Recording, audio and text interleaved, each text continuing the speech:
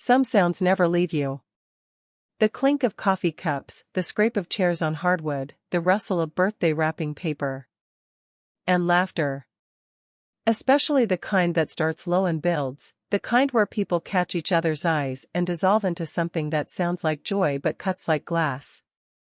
You don't need a house, sweetheart. You'll marry someone with one. My mother's voice carried that particular tone she used when she thought she was being both practical and kind. We were all crammed into Lisa's living room for my cousin's birthday, Lisa, Mom, my boss Jennifer who'd become family over the years, and me. I'd just mentioned looking at a little Cape Cod on Maple Street, something I'd been circling like a nervous cat for weeks. The words hit the air and seemed to hover there for a moment. Then the laughter started. Not mean-spirited, exactly. More like the sound you make when someone's child says they want to be an astronaut. Indulgent. Amused. Completely dismissive. At 28, I was Emma Rodriguez, the girl who'd grown up in a cramped duplex where the walls were thin and the dreams were kept small. I'd been working marketing campaigns for 3 years, the kind of 60-hour weeks that leave you eating cereal for dinner and forgetting what day it is. Every spare dollar went into a savings account I'd labeled home with the kind of optimism that now felt foolish. I'd given up restaurant meals, coffee shop visits, anything that wasn't absolutely necessary. Because I wanted something that was mine. Just mine. Sitting there with a birthday cake turning to sawdust in my mouth, I felt like I was 12 again, standing in front of the science fair display about solar panels while everyone smiled and nodded and nobody took me seriously. So impractical, Mom had said then too. For the longest time, I believed her. Not consciously, but in that deep place where your mother's voice becomes your own inner critic.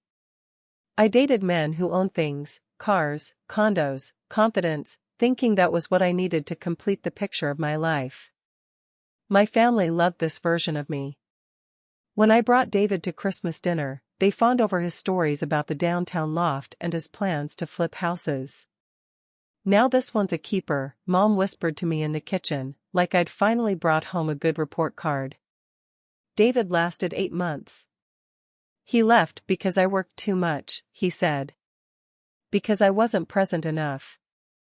The irony wasn't lost on me. He wanted a woman who would be fully available while he built his empire, but somehow my wanting to build something felt threatening. After David came Marcus, then James, then others who all seemed to think my ambition was charming the way a child's drawing is charming, cute for now, but nothing you'd actually frame. My family approved of each one, right up until they evaporated from my life like morning fog. You're too picky, Lisa would say. You need to be more flexible. Men don't like women who are too independent. Too independent. As if wanting to own the roof over my head was the same as announcing I planned to live in a cave. The worst part wasn't the men leaving. It was the way my family treated each departure like evidence of my fundamental unworthiness. Maybe if you weren't so focused on your career, my sister would suggest. Maybe if you were more available. Available. The word became a weight I carried, the suggestion that my value was tied to how much space I was willing to give up for someone else's comfort. The turning point came on a Tuesday. I remember because I was sitting in my car outside the real estate office, phone pressed to my ear, listening to my mother's voice carry across the miles between us. I just think you're setting yourself up for disappointment, she was saying. I'd made the mistake of telling her I'd found a house, a small Cape Cod with good bones and a garden that someone had loved once upon a time. The asking price was exactly what I'd saved, plus a little extra I could manage if I was careful. It's too much responsibility for a single woman, she continued. What if something breaks? What if you can't handle the mortgage? What if you meet someone and he doesn't like the house? What if? Her voice was a catalogue of fears I'd never asked her to carry for me. Mom, I said, watching the real estate agent through the window, probably wondering why I'd been sitting in my car for 20 minutes, I can handle it. I just don't want you to limit your options. Men don't want to feel like they're moving into someone else's space. They want to feel needed. And there it was. The thing that had been bothering me for months, maybe years. This idea that my life was supposed to be lived on standby, always ready to be rearranged for someone else's comfort. That my dreams were negotiable, but everyone else's were sacred. But what really broke something open inside me was what she said next. You know, sweetheart, I was talking to Mrs. Henderson about you, and she said her nephew just bought a beautiful house in Westchester. He's a doctor, very successful. Maybe I could. No, I said, the word coming out sharper than I intended. No, what? No to all of it. No to waiting. No to Mrs. Henderson's nephew. No to living my life like it's a dress rehearsal for someone else's real life. The silence on the other end was deafening. Finally, she said, I'm just trying to help you, Sarah. I don't want you to make mistakes you'll regret. But as I sat there in my car, looking at the real estate office where a woman was waiting to help me buy my first home, I realized that the only mistake I'd regret was not buying it. I have to go, I said, and hung up before she could respond. I bought the house that afternoon. Signed the papers with hands that shook slightly, not from fear, but from something that felt like electricity. Like power. The real estate agent, a woman about my mother's age, smiled at me as I wrote the check. First house? She asked. First house, I confirmed. It's a good feeling, isn't it? Having something that's entirely yours. I nodded, unable to speak around the emotion in my throat. It was a good feeling. It was the best feeling I'd ever had. The backlash was swift and predictable. My mother called it impulsive. My sister called it selfish. What about when you want to travel? She asked. What about flexibility? As if I'd chained myself to the foundation instead of simply planted roots. My cousins were more subtle but no less cutting. It's a lot of house for one person, they'd say, as if the square footage was somehow wasted on me. Seems lonely. But something interesting happened in those first few months. As I painted walls and planted bulbs and learned the particular sounds my house made at night, I started to remember who I was before I became someone who was waiting for her real life to begin. Work changed too. Maybe it was the confidence that came from having my own space, or maybe it was just that I'd stopped apologizing for taking up room in the world, but I found myself speaking up in meetings, pitching bigger ideas, asking for what I was worth. When a competitor tried to poach me, I used the offer to negotiate a substantial raise and a promotion. My boss, the same one who'd laughed at my housing dreams, seemed genuinely surprised by my transformation. You've really come into your own, she said during my performance review. Whatever you're doing, keep doing it. What I was doing was living like someone who deserved to be here. I started dating differently too. Not desperately, not like I was auditioning for the role of someone's wife, but like someone who had her own life and was considering whether someone else might fit into it. The difference was remarkable. Men who would have dismissed me before suddenly found me intriguing. The ones who didn't? Well, they showed themselves out pretty quickly. You're different, said Tom, a lawyer I dated for a few months. You're not needy. He meant it as a compliment, but it stung a little. Had I really been that transparent before? That obviously desperate for someone to complete me? It took me 3 years to turn that house into something magazine-worthy, but it wasn't about the aesthetics.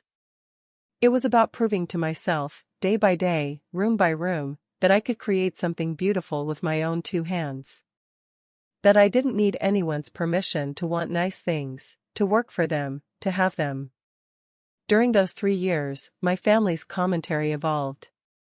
The house went from impulsive to quaint to actually quite nice. My mother started bringing her friends by when she visited, showing off my renovation work like she'd had something to do with it. Sarah always was creative, she'd say, as if she hadn't spent years discouraging my every creative impulse. But I'd learned something valuable by then, their approval felt nice, but it wasn't necessary. I didn't need them to understand my choices to know they were right for me. The final touch was the kitchen, a complete renovation that I saved for last because it was the most expensive and the most important. This was where I'd eat my morning toast, where I'd cook dinner for friends, where I'd stand at the window and watch the seasons change in my garden. I wanted it to be perfect. When it was finished, I threw a small dinner party. Nothing fancy, just a few close friends who'd watched me grow into this version of myself. We cooked together in my beautiful new kitchen, drank wine, laughed until our stomachs hurt. "You did this," my friend Rachel said, running her hand along the quartz countertop. "You actually did this whole thing yourself."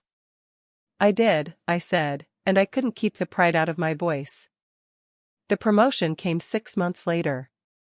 Senior vice president, with a salary that made my younger self size water.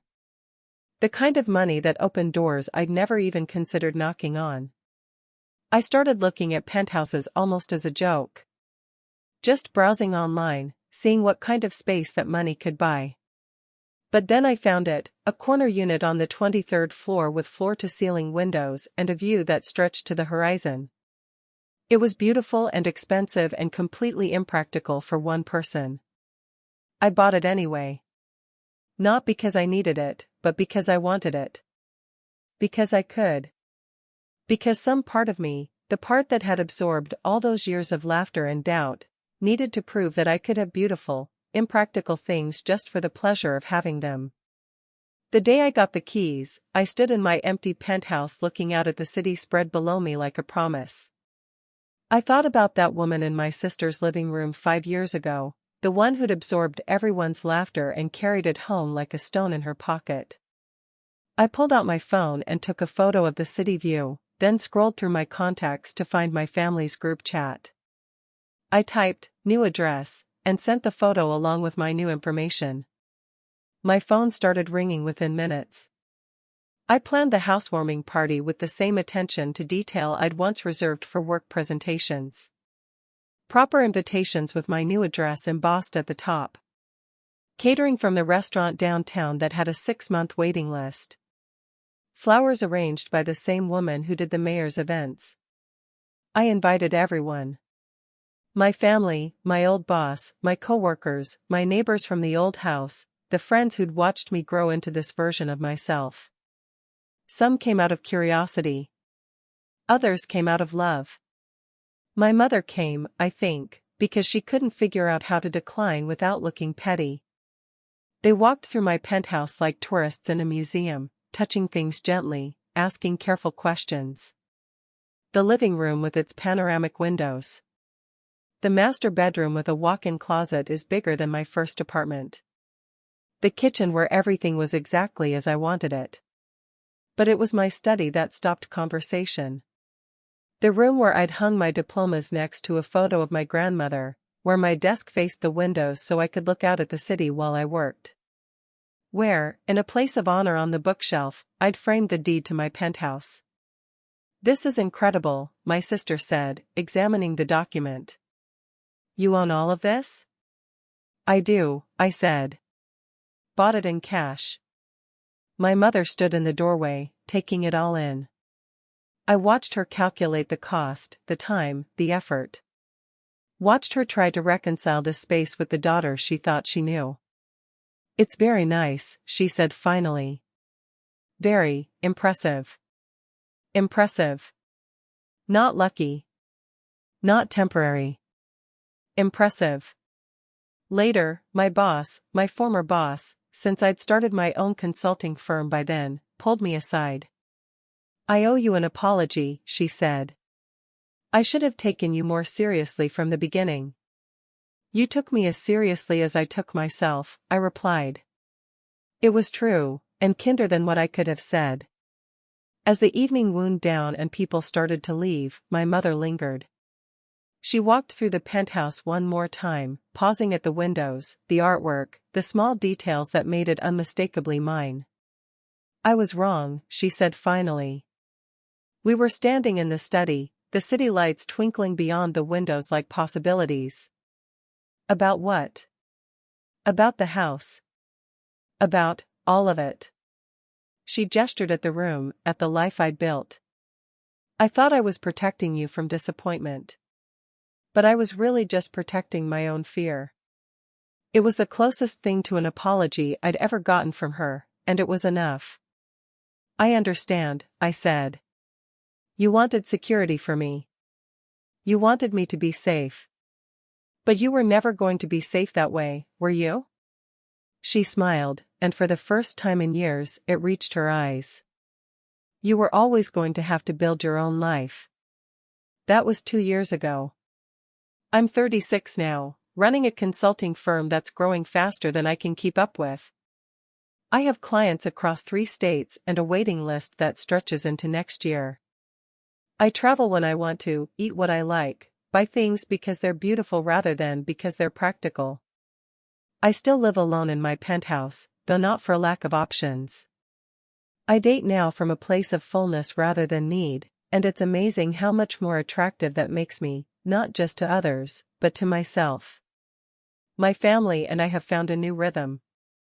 They still offer advice, but now it comes from a place of genuine respect rather than condescension. My mother brings her friends to see my penthouse sometimes, introduces me as her daughter who really made something of herself. It's not an apology for the laughter, but it's something.